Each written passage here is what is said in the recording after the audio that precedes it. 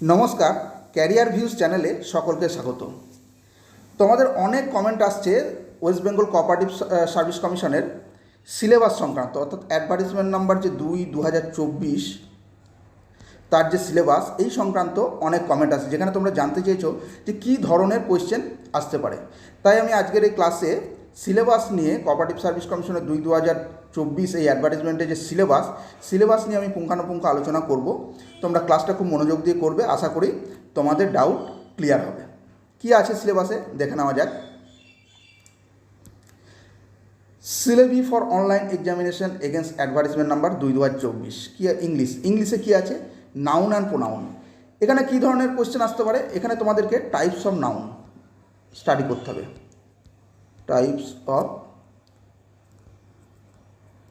Noun, অর্থাৎ একটা sentence দেওয়া থাকবে, সেখানে কী ধরনের নাউন আছে সেটা তোমাকে অপশন থেকে খুঁজে বের করে অ্যান্সার করতে হবে। অর্থাৎ সেখানে কমন নাউন আছে কি অ্যাবস্ট্রাক্ট নাউন আছে সেটা জানতে চাওয়া হবে, সেটা তোমাকে অপশন থেকে দেখে সঠিক অ্যান্সারটা করতে হবে। অর্থাৎ টাইপস অফ নাউন স্টাডি করতে হবে।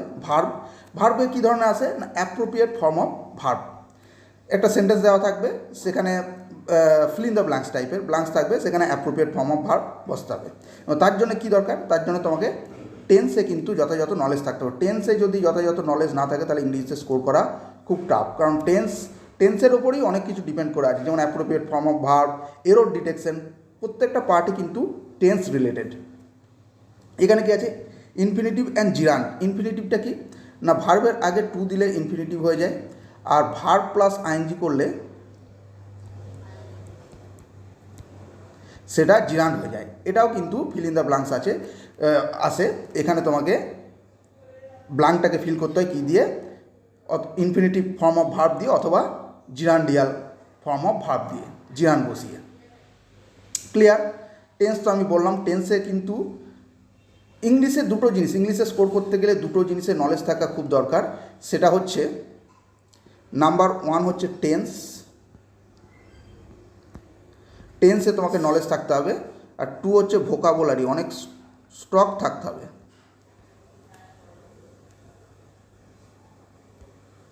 ভোকাবুলারির স্টক থাকতে হবে, তাহলে কিন্তু ইংরেজিতে স্কোর তোমরা করতে পারবে। ভোকাবুলারি যদি জানা না থাকে, তোমরা সিনোনিমস অ্যান্টোনিমস অর্থাৎ স্টক অফ ওয়ার্ড তোমাদেরকে বাড়াতে হবে রেগুলার, তার জন্য স্টাডি করতে হবে। এখানে ভয়েস থেকে তো দুটো কোয়েশ্চেন আসেই, অর্থাৎ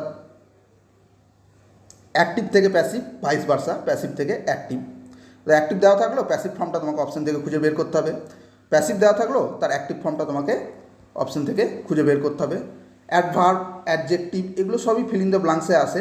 adjective, conjunctive, degree, positive, comparative, superlative. এটা কোথায় আসে? একটা সেন্টেন্সের একটা পার্টে এরর থাকে, সেই পার্টটা খুঁজে বের করতে হয়। এক্ষেত্রে কম্পারেটিভ, সুপারলেটিভ, পজিটিভ এটা কাজে লাগে, এটা জানা থাকতে হবে। অথবা একটাকে পজিটিভে দেওয়া আছে, সেটাকে কম্পারেটিভে কনভার্ট করতে হবে, অপশন থেকে খুঁজে বার করতে হবে, অথবা তোমাকে সুপারলেটিভ করতে হবে সেন্টেন্সটাকে। ক্লিয়ার? প্রিপোজিশন থেকে 3টে কোয়েশ্চেন তোমার আসবেই, অতএব প্রিপোজিশন কিন্তু তোমাদেরকে স্টাডি করে রাখতে হবে। Appropriate form of appropriate preposition, fill in the blanks with appropriate preposition. এটা তোমরা জানো, বিভিন্ন সমস্ত পরীক্ষাতেই এটা একটা কমন টপিক সিলেবাসে। সিনোনিমস অ্যান্টোনিমস তো আমি আগেই বললাম, 6টা কোয়েশ্চেন এখান থেকে আসবে। ফ্রেজ অ্যান্ড ইডিয়ামস দেওয়া থাকবে, তার অ্যাপ্রোপ্রিয়েট মিনিংটা কী হবে, অর্থাৎ তার মানে কী হবে, 4টে অপশন থেকে তোমাকে খুঁজে বের করতে হবে। স্পেলিং মিস্টেক, অর্থাৎ একটা ওয়ার্ড দেওয়া থাকবে, 4টে অপশন দেওয়া থাকবে, তার সঠিক স্পেলিংটা কী তোমাকে ডিটেক্ট করতে হবে। ইন্টারোগেটিভ সেন্টেন্স, এটা কি? এটা হচ্ছে কোয়েশ্চেন মার্ক, অর্থাৎ একটা সেন্টেন্স দেওয়া থাকবে, তার ইন্টারোগেটিভ ফর্মটা কী হবে, 4টে অপশন থেকে সঠিক correct interrogative form. Question mark করতে গেলে যে নিয়মগুলো থাকে গ্রামাটিক্যাল, সেগুলো মেনে নিয়ে যেটা সঠিক অ্যান্সার হবে সেটা তোমাকে করতে হবে। এইগুলো গেল, এর বাইরেও আমি কয়েকটা টপিক তোমাদেরকে বলছি, সেগুলো তোমাদেরকে কিন্তু করে রাখতে হবে, কারণ সেটাও ইনক্লুসিভ, তার থেকে কোয়েশ্চেন আসে। আমি প্রিভিয়াস যে কোয়েশ্চেন কোঅপারেটিভ সার্ভিস কমিশনের প্রিভিয়াস যে অ্যাডভার্টিসমেন্ট 5/2021 তার যে কোয়েশ্চেন পেপার, সেটা নিয়ে আমি ডিসকাস করব পরের ক্লাসে। তো সেখানে তোমরা দেখতে পাবে যে কী ধরনের কোয়েশ্চেন আসছে, সেখানে আরও তোমাদের ডাউটটা ক্লিয়ার হবে। সেখানে প্রত্যেকটা আমি অ্যান্সার করব এবং কোয়েশ্চেনটা নিয়ে ডিসকাস করব, কোয়েশ্চেন পেপার নিয়ে। তো তোমরা অবশ্যই ক্যারিয়ার ভিউজ চ্যানেলটিকে সাবস্ক্রাইব করে রেখো এবং বেল আইকনটিকে প্রেস করে রেখো, যাতে প্রত্যেকটা নতুন ক্লাসের আপডেট তোমাদের কাছে পৌঁছায়। এবং আমি যেটা বলছিলাম, এর বাইরেও কী কী টপিক, একটা হচ্ছে কারেক্টলি পাংচুয়েটেড।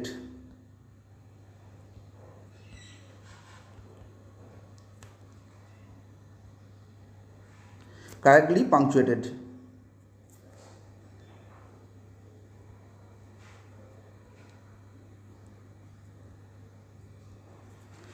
কারেক্টলি পাংচুয়েটেড অর্থাৎ একটা সেন্টেন্স, 4টে সেন্টেন্স তোমাকে দেওয়া থাকবে, সেখানে কোথায় কারেক্টলি পাংচুয়েটেড অর্থাৎ কমা, ফুল স্টপ, ক্লোন, কমা, ফুল স্টপ, ক্লোন, সেমিক্লোন, এইগুলো যথাযথভাবে দেওয়া আছে, অ্যাপ্রোপ্রিয়েটলি দেওয়া আছে, সেই সেন্টেন্সটা খুঁজে বের করতে হবে। এটাও কিন্তু আসে, আমি যখন প্রিভিয়াস ইয়ার কোয়েশ্চেন ডিসকাস করব, এমসিকিউগুলো ডিসকাস করব, তখন তোমরা দেখতে পাবে যে এই ধরনের কোয়েশ্চেনও আসে। গ্রামাটিক্যাল এরর,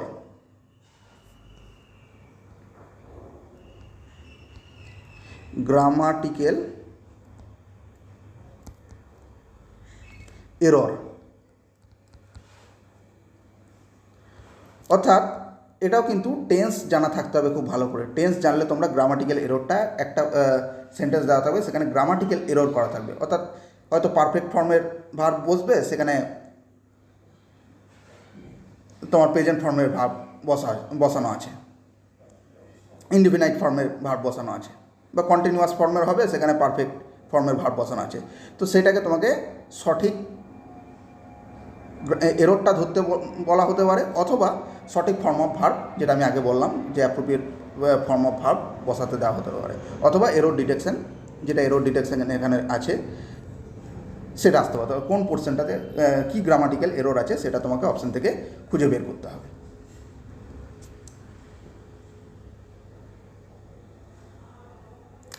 আর একটা যেটা আছে, এটাও তোমাদেরকে কিন্তু স্টাডি করতে হবে এবং স্টকে রাখতে হবে, ওয়ান ওয়ার্ড সাবস্টিটিউশন।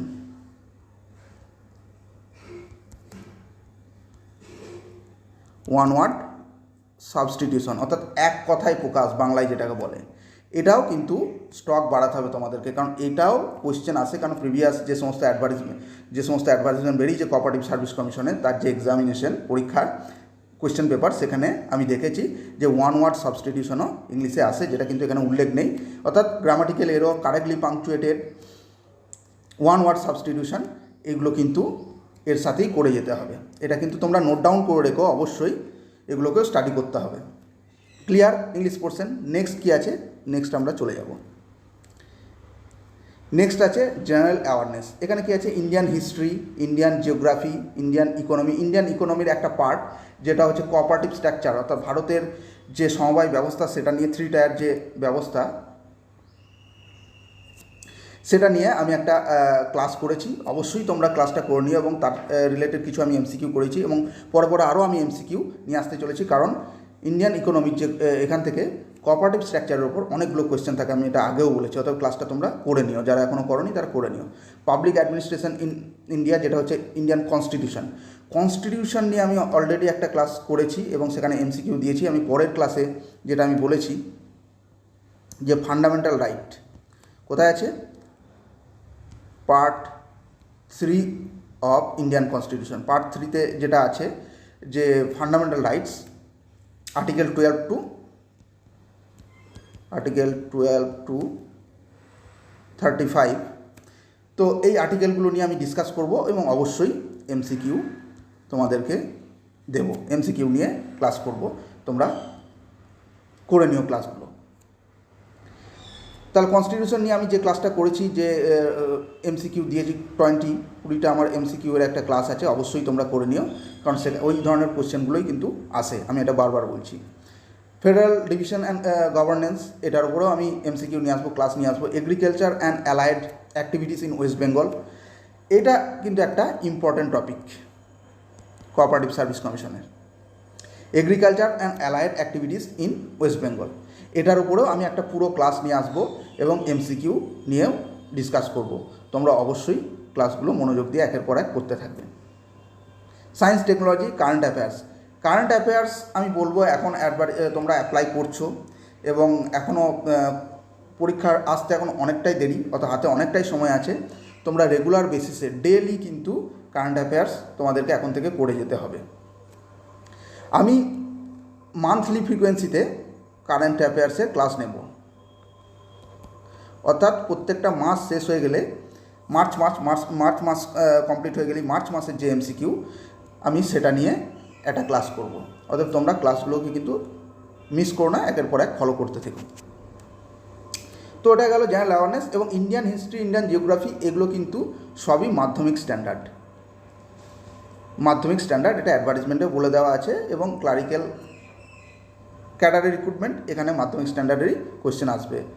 এবং যে কোয়ান্টিটিভ অ্যাপটিটিউড, নেক্সট কী আছে কোয়ান্টিটিভ অ্যাপটিটিউড। আর একটা যেটা বলতে ভুলে গেলাম, যে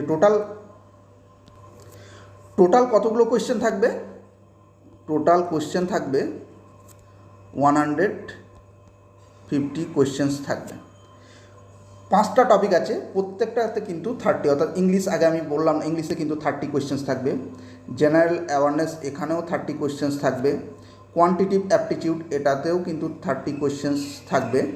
এবং কোয়ান্টিটিভ অ্যাপটিটিউডে কী কী আছে, simple interest calculation, compound interest calculation, সরল সুদ কষা এবং হচ্ছে চক্রবৃদ্ধি সুদ কষা, এগুলো নিয়েও আমি এমসিকিউ এবং প্রিভিয়াস ইয়ারের কোয়েশ্চেন যখন আমি প্রিভিয়াস যে কোয়েশ্চেন যখন আমি ডিসকাস করবো সেখানে তোমরা দেখতে পারবে কী লেভেলের কোয়েশ্চেন। অবশ্যই আমি যেটা বলেছি যে মাধ্যমিক স্ট্যান্ডার্ডের কোয়েশ্চেন আসবে, তার উপরে কিন্তু যাবে না। Percentage, profit and loss, ratio proportion, unitary method, time and distance, time and work, simplification, অর্থাৎ সিম্পলিফিকেশানটা কি, সরল করা যেটা, স্কোয়ার রুট, এইটা নিয়ে আমি একটা কথা বলবো, যেটা হচ্ছে যে তোমরা 1 থেকে 50 পর্যন্ত স্কোয়ার, পারলে আরও বেশি তোমরা মুখস্থ রাখবে। যারা ব্যাঙ্কিংয়ের প্রিপারেশান নিচ্ছ, আইবিপিএস, ক্লার্ক পিও, আইবিপিএস আরআরবি, অর্থাৎ গ্রামীণ ব্যাংকের, এসবিআই পিও ক্লার্ক, এগুলো যারা প্রিপারেশান নিচ্ছ তারা এগুলো অবশ্যই স্টাডি করছো, যেটা হচ্ছে কোয়ান্টিটিভ অ্যাপটিটিউডের এগুলো। এবং তাদের ক্ষেত্রে আমি বলবো যে একটু কিন্তু ইজি হবে এই এক্সামটা, তাদের ক্ষেত্রে কিন্তু ইজি হবে। এবং যারা পাবলিক সার্ভিস কমিশনের, ওয়েস্ট বেঙ্গল পাবলিক সার্ভিস কমিশনের প্রিপারেশান নিচ্ছ, তারা তো এতটা হাই লেভেলের কোয়ান্টস বা রিজনিং করো না, কিন্তু হাতে অনেকটাই সময় আছে। তোমরা যদি এখন থেকে প্রিপারেশান নিতে থাকো এবং ক্লাসগুলোকে ঠিকঠাক ফলো করতে থাকো, তোমাদেরও পুরোটাই কভার হয়ে যাবে এবং ঠিকঠাক প্রিপারেশান হয়ে যাবে। অথবা এখন থেকেই তোমরা স্টাডি করতে শুরু করো। এইচসিএফ, অর্থাৎ হচ্ছে গসাগু, এলসিএম, লোয়েস্ট কমন ফ্যাক্টর, লসাগু, average and problem of age, অর্থাৎ 5 জনের এজের এভারেজ দেওয়া থাকবে, সেখানে প্রত্যেকের এজ নির্ণয়, এই ধরনের যে কোয়েশ্চেনগুলো, ডেসিমেল ফ্র্যাকশন, এটাও তোমরা জানো, করেছো যারা ব্যাঙ্কিংয়ের মেনলি প্রিপারেশান নিচ্ছ। আর না থাকলে এগুলো আমি যখন এমসিকিউ নিয়ে আসবো এবং টপিক ওয়াইজ আমি এমসিকিউ নিয়ে আসবো এবং বোঝাবো তোমাদেরকে, তো সেই ক্লাসগুলো অবশ্যই করে নিও, অনেকটা তোমাদের ক্লিয়ার হবে। এলিমেন্টারি মেনসুরেশন, অর্থাৎ পরিমিতি নিয়ে পরিমিতির যে সূত্র সেগুলো কিন্তু মনে রাখতে হবে। এবং এই পরিমিতি অঙ্ক public service, West Bengal public service কমিশনের যারা প্রিপারেশান নিচ্ছ তারাও অনেকে করছো, কিন্তু কোয়েশ্চেনের লেভেল মাধ্যমিক স্ট্যান্ডার্ড আসে এবং খুব যে টাফ হয় তা নয়, ইজি টু মডারেট হয়, একটু স্ট্যান্ডার্ড হয় ব্যাঙ্কিংয়ের এক্সাম, তো তবু যে একদম হাই লেভেল হয়, লেভেল খুব হাই হয় সেটা নয়। অর্থাৎ তোমরা যদি থিওরিগুলো, এর যে সূত্রগুলো ঠিকঠাক মনে রাখতে পারো এবং একটু প্র্যাকটিস করতে পারো, প্রত্যেকটা কোয়েশ্চেনের অ্যান্সার করতে পারো। এবং স্কোরিং পার্ট, কাট অফ কিন্তু হাই যায়, আর এখানে হচ্ছে 50টা মাত্র ভ্যাকেন্সি আছে, অতএব একটা কম্পিটিশান কিন্তু টাফ হওয়ার সম্ভাবনা। তো সেই লেভেলের প্রিপারেশান প্রত্যেককে নিতে হবে, এটা কিন্তু মাথায় রাখো। তো এটা গেল কোয়ান্টিটিভ অ্যাপটিটিউড। নেক্সট কী আছে দেখে নেব, টেস্ট অফ রিজনিং। আমি আগেই বলেছি যারা আইবিপিএস, এসবিআই ক্লারিক্যাল পিও, এসবিআই ক্লার্ক পিও যারা প্রিপারেশান নিচ্ছ তাদের কাছে এইগুলো অনেকটা ইজি হবে, যারা রেগুলার বেসিসে পরীক্ষা দিচ্ছ, প্রিপারেশান নিচ্ছ। এখানে আছে অ্যানালজি কি না, 4টে দেওয়া থাকলো, সেখানে হয়তো অ্যানালজিটা কীরকম, যেমন হচ্ছে তোমাকে বলা দেওয়া হলো বাংলাদেশ ইকুয়াল টু টাকা হলে ইন্ডিয়া ইকুয়াল টু কী হবে, রুপি হবে। ঠিক সেই ধরনের অ্যানালজি কোয়েশ্চেন এই ধরনের হবে। ক্লাসিফিকেশন কী হবে, এটা হচ্ছে অড ওয়ান আউটের মতো, অর্থাৎ তোমাকে দেওয়া হলো যে 4টে যে অপশান হলো তার মধ্যে 3টে হচ্ছে হয়তো কিউব বা কিউব রুট, একটা থাকলো যেটা স্কোয়ার বা স্কোয়ার রুট, তোমাকে সেই অড ওয়ান আউটটা বের করতে হবে। সিরিজ তোমরা জানো যে একটা লজিক থাকে, লজিকের ওপর হয়তো স্কোয়ার অথবা কিউব বা ডিভাইড মাল্টিপ্লিকেশন এই নিয়ে একটা সিরিজ থাকে, নিউমেরিক্যাল সিরিজ থাকতে পারে, অথবা অ্যালফাবেটিক্যাল অর্থাৎ এ A B B C C এই ধরনের থাকতে পারে, এবং একটা ব্ল্যাঙ্ক থাকলো, সেখানে এই কী লজিক আছে সেটাকে ফাইন্ড আউট করে সেটাকে ফিল আপ করতে হয়, সঠিক অ্যান্সারটা করতে হয়। মিসিং ক্যারেক্টার এটাও তাই। ব্লাড রিলেশন খুব টাফ হয় না, ইজি হয়, এবং একটু প্রিপারেশন নিলে তোমরা করতে পারবে। নাম্বার সিকোয়েন্স, এটা আমি যেটা বললাম একই রকম টাইপের প্রায় এগুলো। নাম্বার সিকোয়েন্স এখানেও তাই একটা লজিক দিয়ে মাল্টিপ্লিকেশন ডিভাইড মাল্টিপ্লিকেশন একটু যদি হাই হয় লেভেলটা, সেক্ষেত্রে অনেকগুলো ওর মধ্যে ডিভাইড মাল্টিপ্লিকেশন সব রকম ঢুকে থাকে, বা স্কোয়ার কিউবও থাকে, এই নিয়ে একটা সিকোয়েন্স থাকে, সেখানে তোমাদের এটা বলা আছে নাম্বার, অর্থাৎ এখানে কিন্তু অ্যালফাবেট আসবে না, এই সিরিজটা কিন্তু অ্যালফাবেটেরও হতে পারে। তো এটা গেল। র্যাপিড সিকোয়েন্সটা কি, লজিক্যাল সিকোয়েন্স, অর্থাৎ তোমাকে 4টে ইনস্ট্রুমেন্ট ABCD করে বলে দেওয়া হলো, সেটাকে তোমাকে ঠিকঠাক লজিক্যালি কিন্তু সাজাতে হবে, পরপর কী আসে, তবেই তোমার লজিক্যাল সিকোয়েন্স আসবে। 4টে অপশানকে তোমাকে ঠিকঠাক সাজাতে হবে, এবং যাতে করে সেটা লজিক্যাল একটা সিকোয়েন্সে পরিণত হয় এবং তোমাকে অ্যান্সার করতে হবে। টাইম সিকোয়েন্স এটাও তাই, ক্রমপর্যায়ে ঘটছে এই ধরনের 4টে সেন্টেন্স দেওয়া থাকলেও তোমাকে সঠিক সিকোয়েন্সে সেটাকে সাজাতে হবে। কোডিং ডিকোডিং একটা কোডে লেখা থাকবে, একটা ওয়ার্ড টেবিলটাকে হয়তো দেখা গেল টেবিল, এটাকে একটা কোডে লিখে দেওয়া আছে, তো সেটাকে তোমাকে চেয়ার দিয়ে দেওয়া হলো, সেটাকে তোমাকে ওই যে লজিকটা আছে সেই লজিকের এখানে কোড করতে হবে এবং অপশান থেকে সিলেক্ট করতে হবে। কোডিং ডিকোডিং গেল। প্রবলেম বেসড অন অ্যালফাবেটস, ওই অ্যালফাবেটের যে সিকোয়েন্সগুলো, বা এটা দেওয়া থাকতে পারে যে অ্যালফাবেটগুলোকে এই স্পেশাল ক্যারেক্টার দিয়ে লেখা আছে, তাহলে একটা ওয়ার্ডকে, তাহলে আর একটা ওয়ার্ড থাকলো, সেটাকে তোমাকে কিভাবে লিখতে হবে স্পেশাল ক্যারেক্টার দিয়ে, নিউমেরিক এবং স্পেশাল ক্যারেক্টার দিয়ে এরকম থাকে পার্সেন্টেজ থাকে, এই ধরনের দেওয়া থাকে, সেটাকে তোমাকে একটা ওয়ার্ড দেওয়া থাকলো, সেটাকে তোমাকে যথাযথ ওই লজিকটা ধরে নিয়ে অ্যান্সার করতে হবে। ভেন ডায়াগ্রাম থাকে। কিউব ডাইস, এটা কিছুটা সিলোজিজম যারা প্র্যাকটিস করো তারা জানবে ভেন ডায়াগ্রাম। কিউব ডাইস দেওয়া থাকলো 1 2 3 4 করা দেওয়া থাকলো, বলা হলো 3 অপোজিটে কী আছে, এই ধরনের কোয়েশ্চেন। অ্যানালিটিক্যাল রিজনিং থাকবে, নিউমেরিক্যাল অ্যাপটিটিউড থাকবে, যেটা আমি বললাম আগে সিরিজের মতো থাকতে পারে অ্যাপটিটিউড। ডাইরেকশন টেস্ট, অর্থাৎ এ বি এই পয়েন্ট থেকে শুরু করে ইস্টে গেল, নর্থে গেল, সাউথে গেল, এই ধরনের কোয়েশ্চেন, এবং তার যে স্টার্টিং পয়েন্ট থেকে যে এন্ড পয়েন্টের ডিস্টেন্স কী, এইগুলো বের করা, সেটা হচ্ছে বা কোন দিকে আছে স্টার্টিং পয়েন্টের রেসপেক্টে তার এখন ডাইরেকশান কোন দিকে, ডাইরেকশন টেস্ট খুব ইজি হয় এই ধরনের কোয়েশ্চেনগুলো, অতএব ভয়ের কোনো কারণ নেই, ঠিকঠাক প্রিপারেশন নিলে সবই অ্যান্সার করা যাবে। আর একটা যেটা তোমরা করবে, যেটা হচ্ছে এখানে ভেন ডায়াগ্রামের কথাটা বলা আছে, অবশ্যই তোমরা সিলোজিজমটাও প্র্যাকটিস করবে, কারণ এখান থেকেও কোয়েশ্চেন আসে।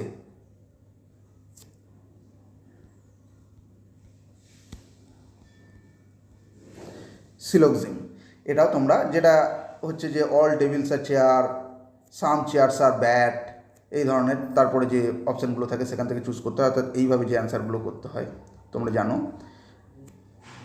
অ্যান্সার ডিটেক্ট করতে হয় এইভাবে গোল পাকিয়ে। তো সিলোজিজমটাও অবশ্যই তোমরা প্র্যাকটিস করবে। এই গেল রিজনিংয়ের সিলেবাস। এরপরে কি আছে,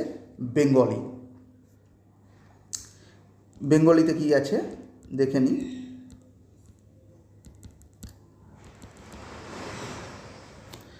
বেঙ্গলিতে কি আছে, সমাস, বিভক্তি, কারক, পদ পরিবর্তন, সন্ধি বিচ্ছেদ, বাগধারা, গ্রন্থ এবং লেখকের নাম।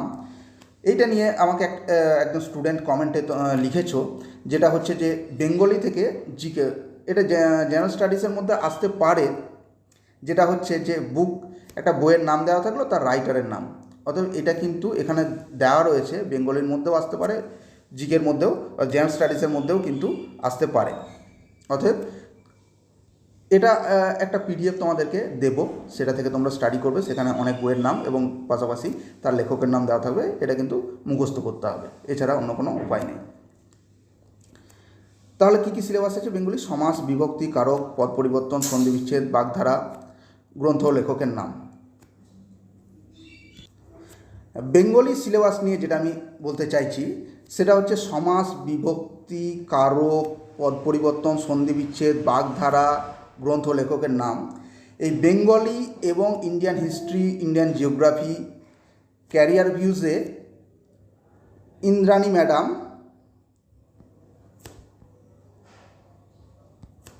তোমাদের ক্লাস নেবেন। ইন্দ্রাণী ম্যাডাম উনি লিটারেচারের স্টুডেন্ট এবং নেট কোয়ালিফাইড। নেট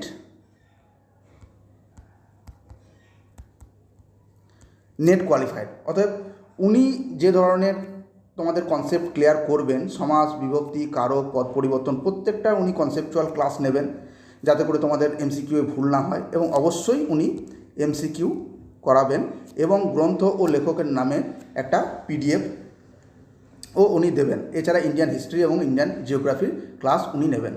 তো অবশ্যই তোমরা ক্যারিয়ার ভিউজ চ্যানেলটিকে সাবস্ক্রাইব করে রাখো এবং বেল আইকনটিকে প্রেস করে রাখো যাতে প্রত্যেকটা ক্লাসের আপডেট সময় মতো তোমাদের কাছে, অর্থাৎ ক্লাস আপলোড হলেই যাতে তোমাদের কাছে পৌঁছায় দ্রুত, তার জন্য বেল আইকনটিকে প্রেস করে রাখো।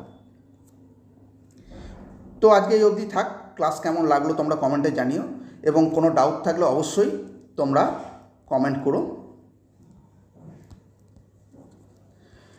করো, আমি তার যথাযথ উত্তর দেওয়ার চেষ্টা করব এবং তোমাদের ডাউট ক্লিয়ার করার চেষ্টা করব। পরের ক্লাস আমি যেটা করব সেটা আমি বলে রাখি, পরের ক্লাস আমি নিয়ে আসবো পার্ট 3 অফ ইন্ডিয়ান কনস্টিটিউশন, যেটা কিন্তু খুব গুরুত্বপূর্ণ। সেটা হচ্ছে গিয়ে কোঅপারেটিভ সার্ভিস কমিশনের ক্ষেত্রেও গুরুত্বপূর্ণ, public service commission, staff selection, প্রত্যেকটা এক্সামে, কম্পিটিটিভ এক্সামে কিন্তু ইন্ডিয়ান পলিটি বা ইন্ডিয়ান কনস্টিটিউশন থেকে কোয়েশ্চেন আসে এবং অনেকগুলো কোয়েশ্চেন আসে। তোমাদেরকে যখন প্রিভিয়াস ইয়ার কোয়েশ্চেন আমি ডিসকাস করবো সেখানে তোমরা দেখতে পাবে। পার্ট 3 অফ ইন্ডিয়ান কনস্টিটিউশন, যেটা হচ্ছে ফান্ডামেন্টাল রাইট, এটা নিয়ে ডিসকাস করব এবং আমি এমসিকিউ নিয়েও ডিসকাস করব। অতএব আজকে এই অবধি থাক, পরের ক্লাসে তোমাদের সাথে আবার মিট হচ্ছে। তো সকলকে ধন্যবাদ জানিয়ে আমি আমার এই ক্লাস শেষ করছি। নমস্কার।